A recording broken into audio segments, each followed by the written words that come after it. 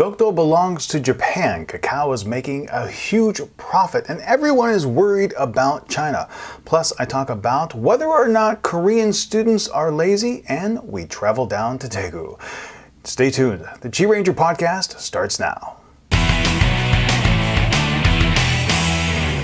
Greetings and salutations, my excellent friends. I hope you're having a great day. My name is Steve Miller, the internet's QiRanger, and this is the QiRanger Podcast. Thank you so much for joining me, whether it's here on YouTube or over on QiRanger.com, or you're downloading the podcast from your favorite audio source. Now, this week we have a lot of fun stories, but just like last week, I am doing something a little bit special over on QiRanger.com. So if you're watching this on YouTube, you can click and go over and see the show notes over at QiRanger.com, or if you're listening to the podcast, you can view the show notes over at QiRanger.com, and next to each of the stories, you will see a bold-face message, and it says watch clip. And what that will do is take you directly to the YouTube video where you can watch that particular story and my thoughts on it. So if you want to bypass some of the other stories or not listen to a particular section of the podcast, you don't have to. You can go right to that specific area of the podcast in the video form and listen to it there and watch it there. I hope that will make things a lot easier for folks if they just want to follow up on one particular story. I think it's a really nice service that YouTube has that you can actually link to a particular section of a video, and I'm going to implement that for the show notes and for this podcast. So without further ado, as we do every week, let's get started with the news. Welcome back to the podcast, everyone. As we do every week, we are going to start off with stories from the Koreas.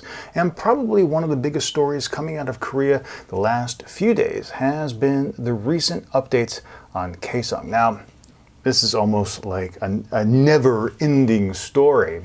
And last week I mentioned that South Korea should just go ahead and walk away. But in the last remaining hours earlier of this week, North Korea released a statement saying, hey, why don't you come back to the table on the 14th of August? And in the message to South Korea, they pretty much gave in to all the South Korean demands, put in safeguards for not closing the plant, letting workers get back in and resume stuff all right away. And one of the contentions of this process was that the talks would take place on the 14th, and then, if all goes well, then they could announce the reopening of the plant on the 15th of August, which would be Liberation Day, the day that both North Korea and South Korea celebrate being free of Japanese influence from the Second World War. Now, a lot of people are heralding this as a great move. I, along with several in South Korea, and especially some of the more conservative members of the government, am highly suspect about this. I think it's coming way too soon. It doesn't really jive a lot with what has been done with North Korea in the past in terms of how they carry out their business. So I am very highly suspect of their motives and whether or not something will really come through to fruition. I think that what will happen is that there will be talks on the 14th. They probably won't amount to much, and then North Korea will once more blame South Korea for failing to come to some sort of agreement. I just don't think North Korea is going to give up that much control over Kaesong to South Korea. Also, there was an interesting clip, an interesting story that came out earlier this week about South Korea's minimum wage, and it's going to get an increase, specifically a 7% increase. And this is going to take effect in 2014, and the minimum wage will go to 5,210 won per hour, which is about $463, which means that a full 8-hour day earns a worker 41,680 180 won, and a full-time salary on a monthly basis is 1.08 million won. Now, personally, I think that's kind of low. And a lot of people will say $1,000 a month is low. However, one needs to keep in mind the context of the minimum wage structure here in Korea, because many people with entry-level jobs like this are young people, maybe recent college graduates. They don't have a lot of experience, so like I said, these are entry-level jobs. So it means that they're fairly young, and in Korea, you stay at home until you get married. So in many cases, these workers are not supporting a household. They don't have a family, they're not paying rent, they're just staying at home. And if that's the case, $1,000 a month isn't that bad for a recent college graduate. So that's a good move. Pay is slowly going up. I am glad to see that. I would like to see a more livable wage, because I think if that would happen, I think you'd see an exodus from the Korean household and more young people opting to have their own domicile once they finish college. I think that would be a good move in terms of providing more real world experiences, because a lot of times when Koreans get married, they've never really had to live out on their own. And you know, there's actually a major in some universities about how to be a housewife, because they've never had to manage a house before. They've never had to cook, they've never had to clean, they've never had to do laundry. And that can be said also for a lot of American students back in the United States, who have always had parents to take care of them. But I think in a country where a lot of people stay at home until 25, 30 years old, I think it's exasperated just a little bit. And I think if the minimum wage was a little bit higher, they'd move out earlier on their own. Kakao. This is an awesome story. Kakao is making some big money here. Now, if you don't know what Kakao is, it is the #1 instant messaging program in Korea. It has over 100 million users taking advantage of the application worldwide. It's one of the best instant messaging programs out there, not only because it reaches cross-platform, but it does so in such a great way. iOS, Android, BlackBerry, Windows Mobile, desktops, you name it, you can use it to talk to your friends, send pictures and videos and whatnot. But one of the things they did last year was that they implemented a video game platform of it. Think of it as like Words with Friends, but on a mobile platform. And since that was started, the company has made $1.1 billion, $1.1 billion in revenue from game advertising and some game sales. That is awesome. And I salute them for that, because I think it is totally cool, and shows you what you can do if you have a great product. And really, I think the days of full-scale console games are just about behind us. I think the future of gaming is going to be on mobile devices. I really do. That's not to say that console gaming is going to go away, because you can't play some of the most amazing games on the planet on a mobile phone. It just doesn't work. You need a large display. You need the home theater sound. You need that immersive effect. But most games, I think, will move to a mobile platform. In some other Korean news, this I knew was going to fail. This was most undoubtedly doomed to fail. But South Korea's giant penis-shaped gaming mecca has been scrapped. Now, the Casino Association in South Korea said that the country's gambling revenue only totaled $2.19 billion in 2012. Now, why is this important? Well, in Incheon, there was a move to create this massive gaming center that was going to rival Macau, which is the world's #1 gaming source, and that is, they get $38 billion a year in gaming revenue in Macau. So South Korea wanted to rival that. They wanted to take a piece of the pie. They want to have those people come to Korea and gamble. And what they were going to do is they build this giant penis-shaped convention center and buildings. It was disgusting looking. but they couldn't get the funding for it. And it fell through. Like so many of these massive building projects we see in Korea, they just couldn't get enough people on board and to buy into it. Plus, the fundamental, problem, the flaw with this project was when you think about gambling, you don't think about South Korea. I mean, in South Korea itself, there's only one casino where Koreans can gamble. Everybody else, you have to have a foreign passport to gain entry into it. And even when you go into those casinos, which I have been, it's just not on the same scale as Las Vegas or Macau. It's boring. And why would you ever want to come to a country and go to a boring casino? If you're going to spend the kind of money that you need to get a casino up and running, you have to make it the most lavish and exciting experience on the planet.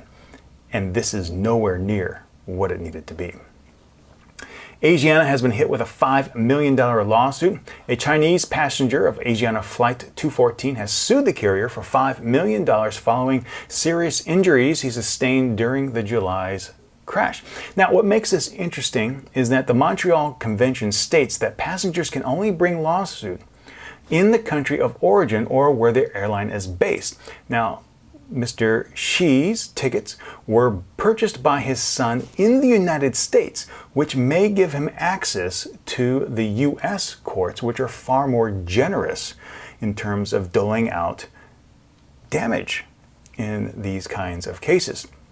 Now, this is in stark contrast to Korean courts, where they're expected to pay out roughly $80,000 to $160,000 each for each of the 3 Chinese girls who passed away in the flight.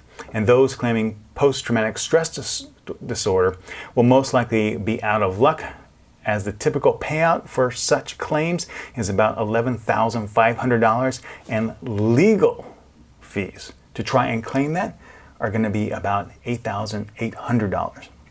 So as we move into the lawsuit phase of the Asiana crash, we're going to see more and more lawsuits. And I think very few will be filed in the United States because of the Montreal Convention. It really does state that you have to purchase, or you have to file suit in your country of origin where the lawsuit, where the tickets were purchased, or where the carrier is based. So that's either going to be in China, where the majority of the passengers were from, or South Korea. Now, the case could be made for some other places, but most of the passengers got on one of those 2 places. So access to U.S. courts is going to be very rare, and I'm not sure whether or not, just because the tickets were purchased in the United States, that's going to allow Mr. Xi to get access to the U.S. courts, because the Montreal Convention also states it depends on your final destination. So if the United States was his final destination, that might be okay. But a lot of times these are round trip tickets. So he may ultimately be headed back towards China. And if that was the case, the lawsuit would need to be filed in China or in South Korea. In some scandal news here in South Korea, the grandson of the Yoido Full Gospel Church founder seems to be an anchor baby. Now, Cha Young, who is 51, former spokeswoman for the Democratic United Party, filed a paternity suit against Cho Hee-jun, 48, who is the former chairman of the Kukmin Ilbo, a daily paper here in South Korea. Cho is the oldest son of David Cho Yong-gi, the 77-year-old founder and pastor emeritus of the Yoido Full Gospel Church in Seoul.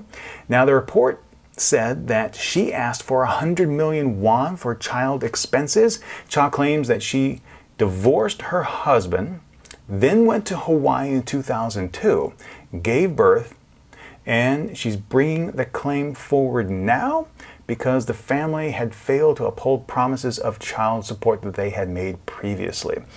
And again, a lot of people are saying, well, she's getting what she's deserved. Also, whether or not there's stark criticism on whether or not,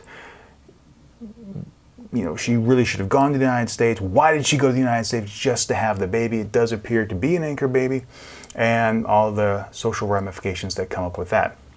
I think that she does have a good claim in terms of trying to get some family support for the young child, especially since it does appear back in February of 2013, family members said that they would supply her with some funds.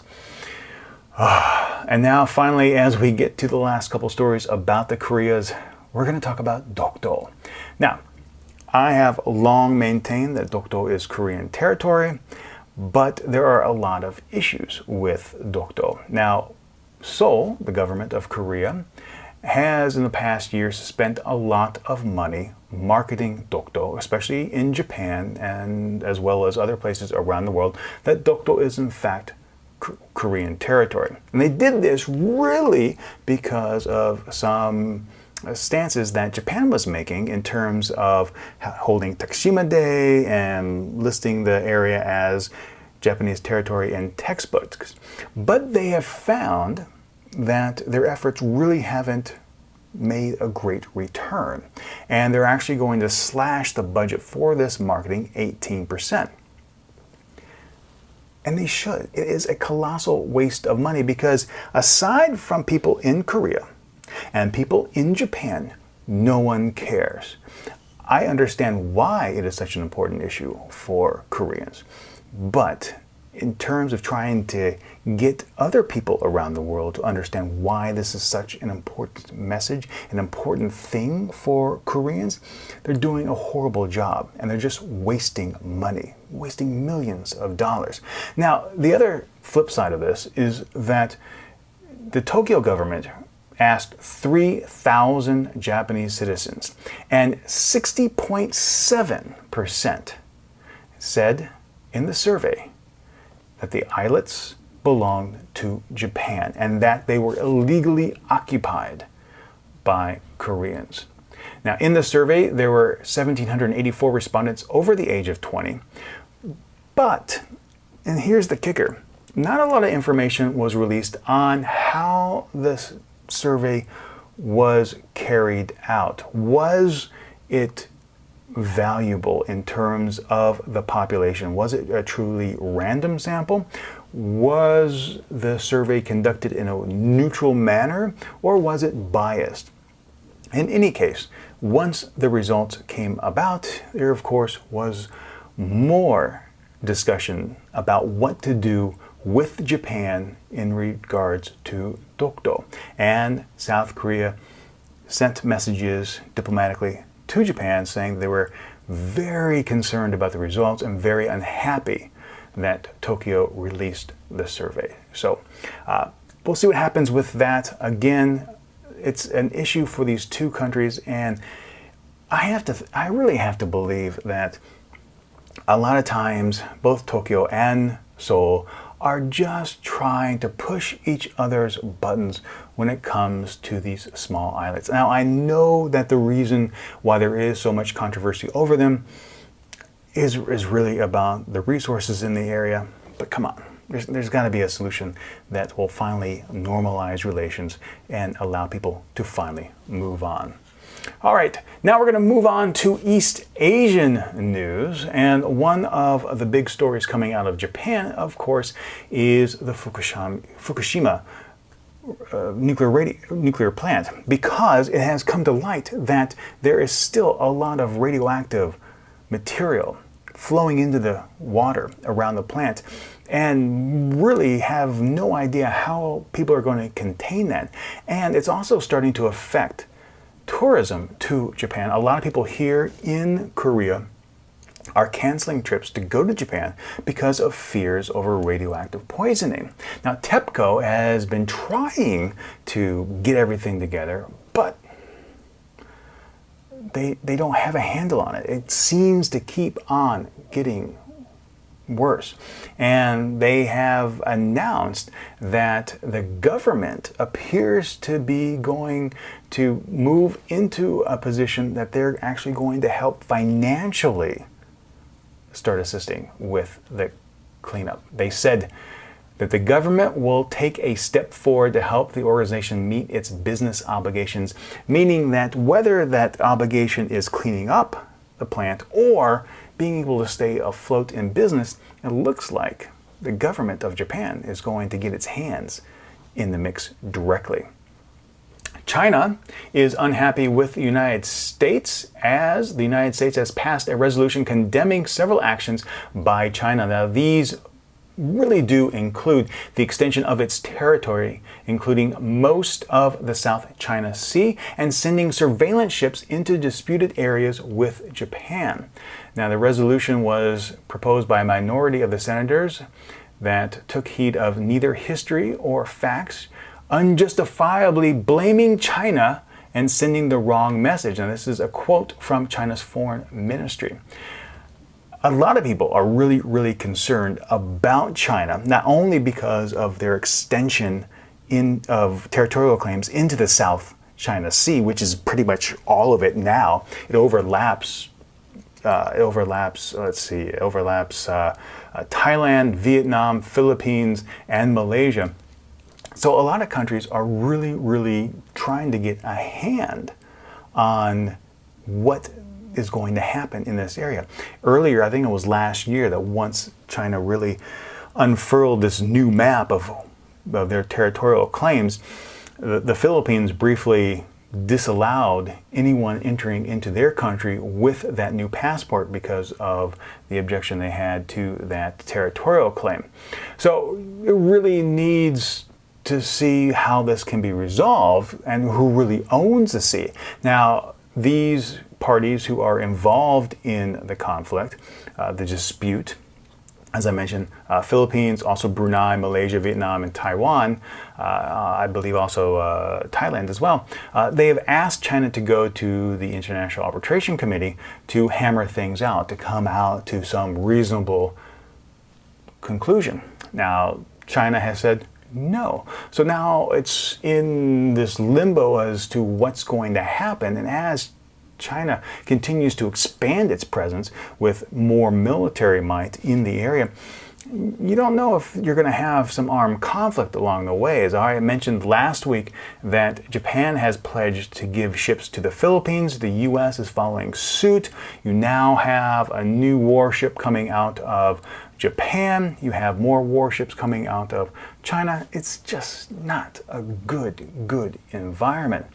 And also in China, there could be a change in the global population, an explosion, if you will, out of China. In 2014, there may be finally a lifting to the One Child Act. Now, for those that don't know, in China, you're pretty much limited to one child per family. Now, the Family Planning Commission may lax that and allow you to have two families coming up. And if that's going to be the case, there could be a lot more people in the world. Now, that's all the news from East Asia. A couple stories that I would like to talk about because I think they're pretty darn cool. First up, Yellowstone National Park, one of my favorite national parks in the world, the first in the world to be exact. Yellowstone's largest geyser, the Steamboat Geyser, erupted last week. And why am I bringing this up? Well, it hasn't erupted in 8 years, and it's not something you can predict. And in this particular instance, it erupted for 24 hours straight, shooting water 200 and 300 feet up into the air. Now, I gotta tell you, going to the geyser basin in Yellowstone is amazing. It's one of the most majestic places on the planet. I love going there. It is beautiful. And bearing witness to something that hasn't erupted in 8 years, that you can't even predict, makes it a very special case. And I think that is just awesome. So if you get a chance to go to the geyser basin, you have to go. It's definitely well worth it. And finally, this week in the news, the FBI can hack your phone, hack your computer, and pretty much hack just about anything. The FBI has developed technology to remotely activate microphones on phones running Android OS. This enables them to record conversations. You can also do the same with your laptop mics. And it is following the recent proof of hack that someone can remotely control your car's computer. So really, how safe are you from the US government? I, for one, find it very alarming, but not surprising. Anyone who has done anything remotely in the sci-fi or state secret type genre film has already proposed this. So this should be something that you should really be aware of. The FBI has come out and said that, oh, well, we just don't do this willy-nilly, but given the NSA revelations that Snowden came out and released to the public, people aren't trusting the FBI. People aren't trusting the United States government. And this would be something that I would be very concerned about the FBI abusing, because the United States has been shown to abuse certain tapping techniques in the past. So I'd love to hear your thoughts on whether or not you think the FBI will abuse this, or if you think this is a really good development of technology on the part of states in terms of curtailing terrorist attacks. That is all the news this week, and now it's time to move on with the question of the week. Hey everyone, it is now time for the question of the week, and this came in from Colleen, and this is actually a pretty lengthy question, so just bear with me while I read all of this, because I think it's a fairly interesting topic to consider. This week's question: I have a question and I wonder, what do you think? I read an article today on one of the internet newspapers, and it describes a study that concluded that millennials, the age group between 18 and 34, were more forgetful than seniors. The mental lapses mentioned were simple things like forgetting what day it is or misplacing items, and even forgetting to take a shower. But the study named the causes as being stress. Now, I know that stress can muddle the mind, but I wonder if there are more factors at work here. Starting from early childhood, people learn to remember important things to keep their lives on track. In adulthood, after all, when they have a job, they will need to retain the details so they can be at work on time and perform in a satisfactory way on the job. Part of that memory training was learning to memorize lists of things by rote. At the time, it seemed very pointless, but I think it created pathways in the brain that helped develop memory skills. I noticed that since the revolution of technology, people are becoming lazier, quote unquote, lazier about learning. Why study when you can Google a topic and every detail magically appears before you? So here we get to the question. Have you noticed a growing disregard for committing facts to memory in your years of teaching? If so, do you think it has been detrimental to students, or overall has it been beneficial, as in wasting no time with details? And do you think students come to your classes less prepared to retain information than they did in the past? So, the question, in essence, is, in your estimation, has the advance of computers handicapped students in certain ways rather than helped them? And how big a factor is stress? And Colleen goes on to say, I know South Korea has one of the most stressful and unforgiving climates for students ever. So, ... Okay, so this is a lot going on here. So, this is what I will say. Now, South Korea has one of the most stressful environments for younger students. And I say that specifically. It's younger students. The entire South Korean educational system is really geared towards getting into college. So how you perform in elementary school, middle school, and especially high school on the Suneung exam determines what college you can go to. And there have been a number of incidences that if a student performs poorly on the Suneung, they will commit suicide out of shame. And unfortunately, a lot of my collegiate students have first-hand experience with that, meaning that one of their friends, unfortunately, has committed suicide based on their performance on the Suneung exam. So, does the implementation of technology inhibit their learning ability? To that, I will say yes and no. Directly, no, because a lot of the education in Korea is rote-based. It's all about, here is something that you need to memorize, and the students do that dutifully.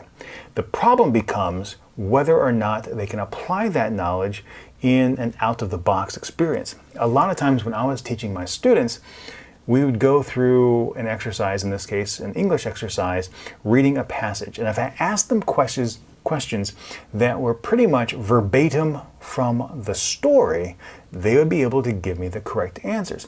However, if I asked the same questions in a way that didn't use the specific language of the book, they weren't always able to give me the required information. They weren't able to, quote unquote, read between the lines to get the contextual information that I was looking for from the book. Even though it was open book, they still wouldn't be able to do it. So I think that computers really haven't impacted that. I think it's all geared towards, we need to do rote memorization. Now, I will also say that a lot of times in the classroom, the use of computers isn't used correctly. A lot of times there'll be PowerPoint presentations, and in the classroom, that is what drives the education. So students have been, I guess, conditioned to really look at the screen and just follow along rather than focus on the instructor and what is being conveyed through those discussions in the classroom. So that is probably an incorrect use of educational technology, but I wouldn't really call it detrimental. It's more of an attention type thing that they use the PowerPoint to captivate them because of the imagery, because of the sound, because of the moving pictures that can be employed in PowerPoint. And that's actually a good use of an instructional technology. The fall away from that is that if an instructor goes into a classroom without that information, the students may not always be able to stay as attenuated to the instruction that's being given. I will also say that with the advent of a lot of handheld devices, they're always constantly playing games, and that can be very disruptive to the educational environment. Now, let's fast forward a few years and get into college, shall we?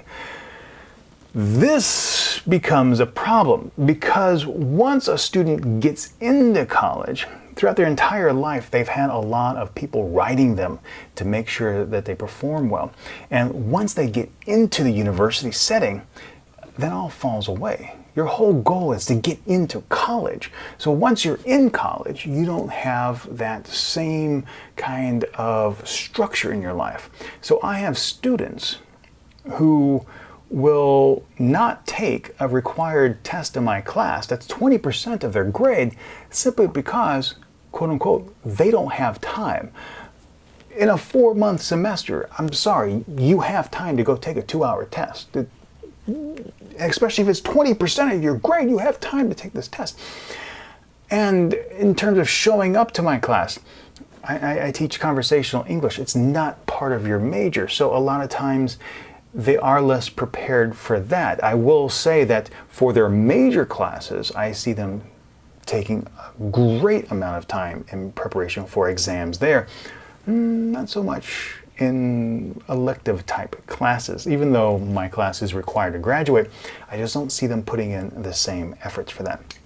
So it's a give and take. I will say that overall, in my 20 years of experience in teaching across the board, United States and Korea, I have seen a lower level of efficacy in terms of what I would call behaviors of a good student. And I don't think that has much to do with computers or Googling. I think it overall has to do with, unfortunately, we've implemented lower expectations. I think that's the root cause. We just don't expect as much from our students as when I was going to college, as when my seniors were going to college. We just don't expect as much from them. And I think lowering the bar has had an absolutely detrimental effect. That was a great question. If you have a question for me, please send it to me. You can do so by writing to questions@QiRanger.com, and I might answer it in a future podcast over on the vlog channel or just email you. But whatever you do, please, if you have a question about travel, about life in Korea, ESL, anything in general, shoot me a message. I will get back to you.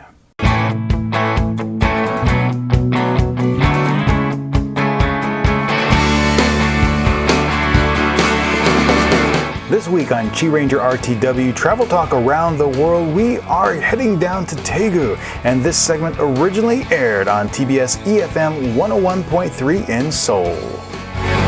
Just take me away. Yes, Monday morning, the start of the work week, and this week we are going to be focusing on Daegu. Now, if you are new to Korea, you may have heard the name of the city before, so let's talk a little bit about it. It is one of these mega areas where just people flock to. Now, if you're new to Seoul and you're thinking, man, it's starting to get hot. It's summer. The temperature is rising. The mercury is pushing past 30 degrees Celsius. Well, in Daegu, it's actually known for a very humid subtropical climate, and it actually gets quite hot down there. But that has a glorious effect on some of the produce that's produced out of there.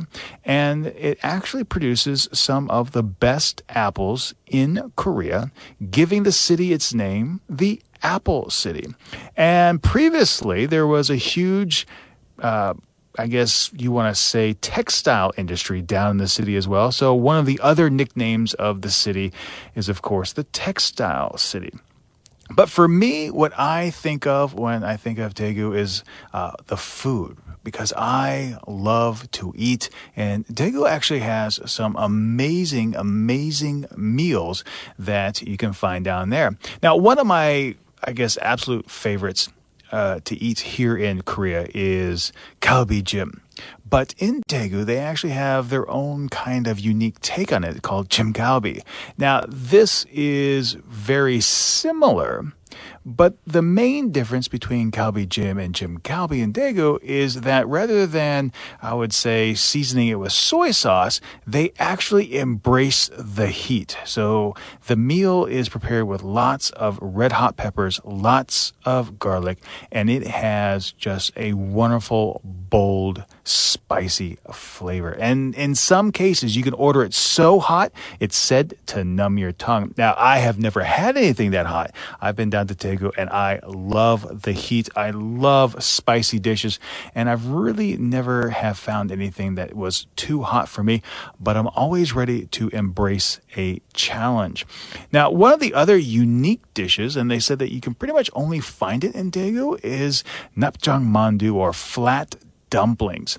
Now, these dumplings are filled with dangmyeon noodles, which are made of potatoes or some kind of potato starch, and then they are seasoned with some other things, and they are pretty much flat. They're half moon shaped, and then they are boiled and then grilled. But they pretty much don't have a unique taste. You really can't taste that filling. It's very small amount, just a little hint. So what you do is you take these dumplings and then pair it with something else that's hot and spicy, some savory tteokbokki or some other vegetables to actually bring out the symphony of flavors. They also have a few other things in there, their own version of a bulgogi dish, bulgogi, that is made by deboning a blowfish and then grilling it bulgogi style. And it is served with some very spicy pastes and some very spicy peppers as well to really bring out the heat in that dish itself. And they also have some other grilled dishes that you can find in the local markets. So if you're looking to have a food excursion, going down to Daegu is probably one of the best ideas you can have, because all the traditional markets down there have just stalls filled with them, and you can have some great hot spicy food. Well, unfortunately, that's all the time I have today. I'll be back tomorrow with some more fun things to do down in Daegu. Have a great one. Yes, Tuesday, a terrific Tuesday. And since the weather has, well, I should say, started to warm up, I always get the urge to go outside when it's bright and sunny. So if you're looking to plan, say, a day trip down to Daegu, or you're looking to plan a fun weekend and you want to get outdoors, I have a suggestion for you. Now, today, as you know, I love the outdoors. I love to hike, so I thought I'd focus on a little bit of an outdoor excursion, and that's heading up to Palgonsang, or Palgong Mountain. And it's one of the larger mountains in the Taebaek mountain range. And it actually has its own, I would say, unique aspect of it. The mountain is located about 20 kilometers northeast from downtown Daegu, where the Nakdong River and the Gumhong-gang actually come together. The Gumhong River meet. And the mountain actually has 3 separate peaks in a row. Birombong is in the center, and then you have Dongbong and Sobong on either side. And the total height is about 1,100 meters, so these are pretty tall, about 3,000 feet if you're still using the English version of it. Now, it all is encompassed in a nice little park, national park, and they have a lot of rocks and valleys that you can just go hiking and exploring in any time of year. But if you go in the fall, they have lots of azaleas. In the spring, lots of azaleas that come out and bloom, and you can actually just see all these beautiful flowers lining the streets that go through the park. There's one road in particular that's about 16 kilometers long, and it's very popular for people to drive through in the spring.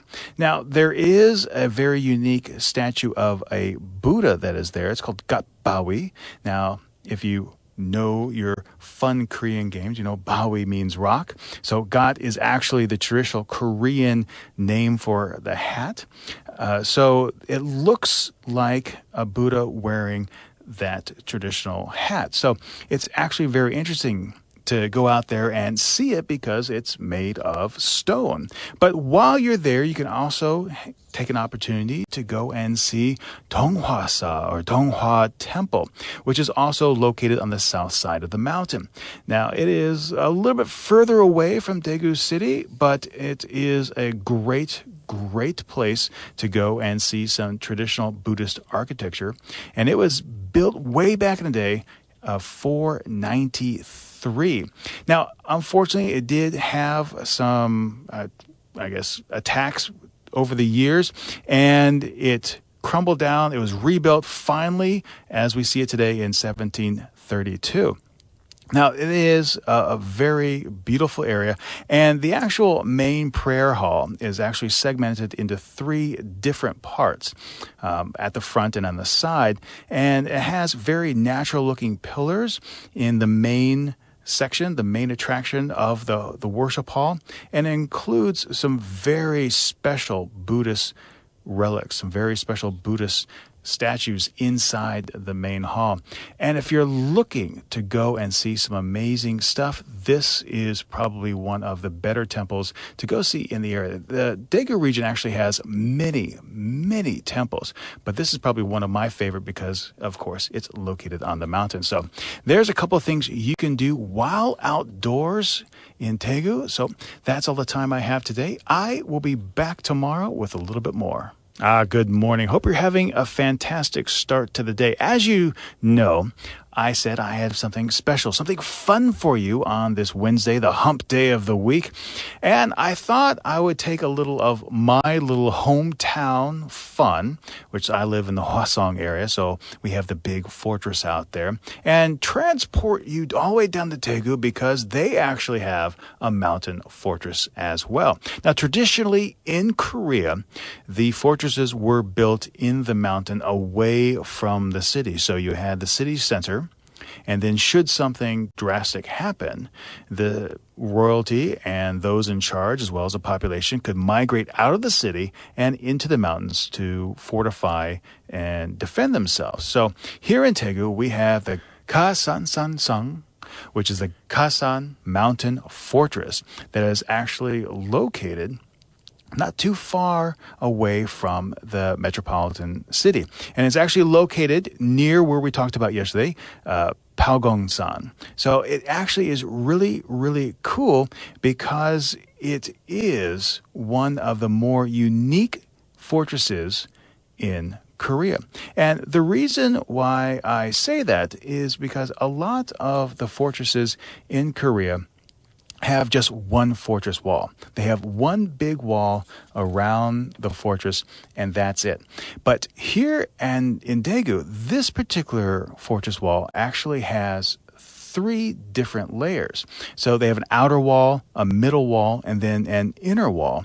And when you go to the fortress, you could actually take some time and walk along the gates, walk along the fortress walls, and then take a look at each of the different walls and each of the gates. They actually have a few different hiking courses along the fortress walls, but they aren't too terribly long. I think each of the courses maybe is around 3 to 5 kilometers in length, depending on which path you take. But there's certainly enough time where you could do everything. So there's also what they call Gansanbawi Rock, which is a large enough flat area that you can climb to in the area that you can overlook the city of Daegu. Now, they say it could hold 100 people at a time. I think that may be a little bit too generous, just because when you go up there, the view is so spectacular that you want to stay there longer and longer. So if you're looking for a fun, I would say, sunset point to overlook the city, this is probably one of the better places to go. Now, inside the town, inside the city limits, I want to say, is the Yangneung Oriental Medicine Cultural Center. Now, if you haven't heard my personal history, back in the United States, I actually had my own Oriental medical clinic and worked with a lot of Oriental physicians. So this kind of facility is very interesting to me because I love learning about natural remedies and natural history of a lot of different things. So here at this Medicine Cultural Center, you can learn a lot about traditional medicines. And if you make an appointment in advance, it's not necessarily necessary to make an appointment in advance, but it's highly recommended. You can actually have the ability to have some scrubs or some facial mist and get some other things that are there. They do have various medicinal teas that are free to sample, but you can also purchase them as well. My wife is very, very much loving the Oriental teas, the medicinal teas that we can get here in Korea, because every time she gets a cold in the wintertime, that's the first thing she goes to. It doesn't taste very good. It doesn't smell very good, but I tell you what, it does the job. So those are 2 things to do in Daegu on this Wednesday morning. I'll be back tomorrow with a little bit more. Have a great day. Yes, Thursday morning, one more day before we reach Friday, and then it is the weekend. So we're talking about Daegu this week, and I thought I would turn back the Wayback Machine, going back a few 100 years to talk about some of the ancient relics in the city and then talk about one of its modern additions. So first up, we're going to be talking about the Bulodong Ancient Tomb Park. Now, there are about 200 different tombs located in Donggu Bulodong, and it's close to the Gumho River. Now, these tombs have been set aside as a historic site here in Korea. In fact, it's number 262, and it was formed during the Three Kingdoms period. And it's also known as one of the mass burial sites for all who settled and controlled this region during the ancient times. Now, if you recall a few weeks ago, we talked about Gyeongju and the royal tomb complex for the Shilla dynasty. Now, these tombs look very similar to that, so they're not very reminiscent of the Joseon era tombs that we see here in Seoul and throughout the nation. They are the big, massive mounds that are out in the natural environment. So when you go there, don't expect to see a lot of the stone statues that you see here in the Seoul and at the other Joseon tombs. But nonetheless, they are fantastic because you get a chance to glimpse into the way that people paid respect to various people hundreds and hundreds of years ago. Now, some of the tombs were excavated between 1937 and 1963, and they were found to have rock-lined pit-type chambers topped with stone plates. Now, these stones were placed above one another to form a four-sided crypt where the body was placed, and then large flat capstones were placed on top to seal the chamber. Now, afterwards, a large mound of earth was then constructed over the burial chamber, and that's what we see today. Now, in some areas, it's a funeral practice that is still done and still steeped with tradition, but on a smaller scale. So if you go see some of the cemeteries around Korea, you will see that traditional mound taking place. So that is the historic location for today, but the modern location is the Seomun Market. Now, this has a very long history as well. And it's one of the three main markets in town that was even running during the Joseon dynasty. Now, unfortunately today, it's only not as grand as it once was, but it gets its name, Seomun, because it's close to the west gate of the city. Now, it is actually one of the best markets in town because it has a lot of different things to purchase. And we've been talking a lot about food this week, but this particular market isn't about food. It's about buying textiles, fabric like silk, satin, linen, cotton. You name it, you can pretty much get it. And visitors will also find a decent selection of crafts, some silver products, and even some dried seafood. Now, if you remember, I guess on Monday, I mentioned that one of the old nicknames for Daegu was the Textile City. So you can see that kind of legacy still brought to life here at the Seomun or West Market. So make sure if you're looking for some interesting cloth type items to buy, check out the market. I don't think you will be disappointed. Unfortunately, that is all the time I have today. I'll be back once more this week with some more information about Daegu. Have a great day. Ah, yes, Friday, a glorious day, and it's time to finish up the work week, plan that weekend excursion, and just get out of town if you're able to. This week, we have been talking about Daegu, and I'm going to round out the week with a few other ideas of what you can go down and see and expect. And one of them, the first one today, is going to be a little bit, I would say, unique. It's not something that you find all over Korea, and for that matter, you don't really find too frequently around the world. And that is the Daegu Safety Theme Park. Now, back in 2003, there was an unfortunate incident in the city's subway where an arsonist set fire to a train stopped at the station, and there were a lot of casualties. Now, the city has since then taken that as an opportunity to create something beneficial to its residents, and that's where the safety theme park came about. So when you go to this theme park, it was designed to provide information on various safety measures and what you can do to protect yourself and others around you in the case of an emergency. So all visitors are required to attend a brief safety orientation on what to do in certain situations. And then when you go into the park, you actually have the opportunity to see various simulated accidents and experience what to do. And I personally find that very comforting because since I do travel all around Korea, all around the world, there are times where I've been on trains and I've seen the cutaways that you're supposed to turn, twist, pull, and then all of a sudden a door is supposed to open.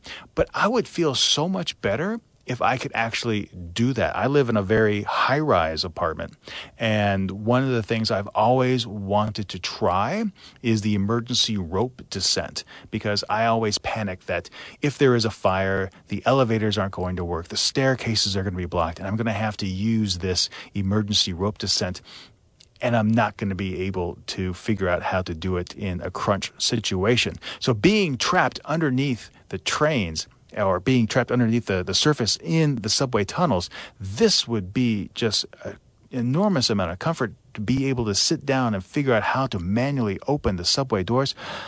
I love it. I love it. So another place to go check out is, of course, in the city. It's called the Bancha Yugi, and that is the Korean Bronzeware Museum. Now, this is one of the first kinds of museums of its type in Korea. And it's actually unknown to many, but Bancha Brassware possesses a host of different kind of attributes, and it was used for both storing food and for growing plants when it was made popular. Now, this museum has a lot of products on display that were donated by Lee Bong-ju, and his collection subsequently has been appointed an intangible cultural asset. So that is, I think, fairly interesting that you have one individual and his personal collection has been set aside as a cultural asset. Now, the museum's layout is, well, it's intricate. It's very confusing in some areas. There are 3 total layers, a basement and then a first floor and a second. And there's a lot of different exhibit halls, and in fact some research halls as well, going back into the past of how these bronzewares were created and how they were produced. But one of the things that I think is, I guess, beneficial is that this museum in itself is free. You don't have to pay to go in. They certainly do accept donations because, after all, it was created by the gift of one individual. So you can actually go and see how these brasswares were developed and how they were used over the time. Now, unfortunately, that is all the time I have for today, all the time I have for this week. I hope you have a great Friday. I hope you have a great weekend, and I'll be back on Monday.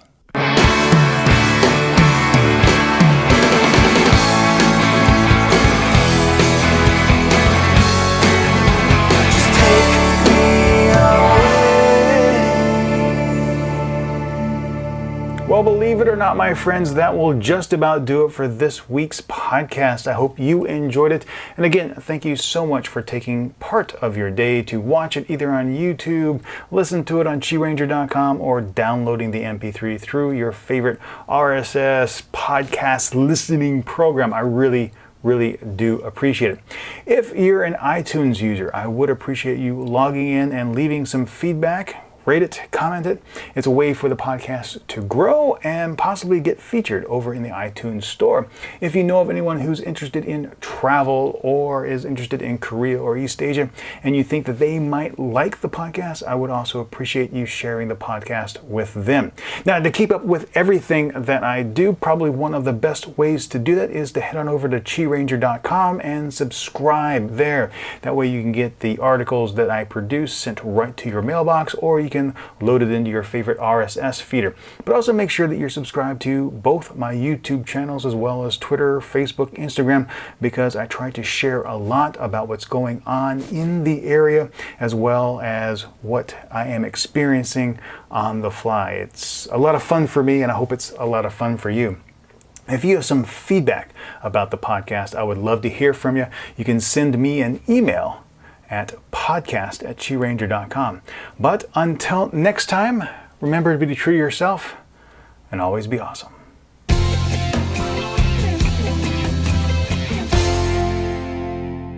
The QiRanger Podcast is written and produced by Steve Miller and licensed under a Creative Commons Attribution Non-Commercial No Derivatives 3.0 Unported license.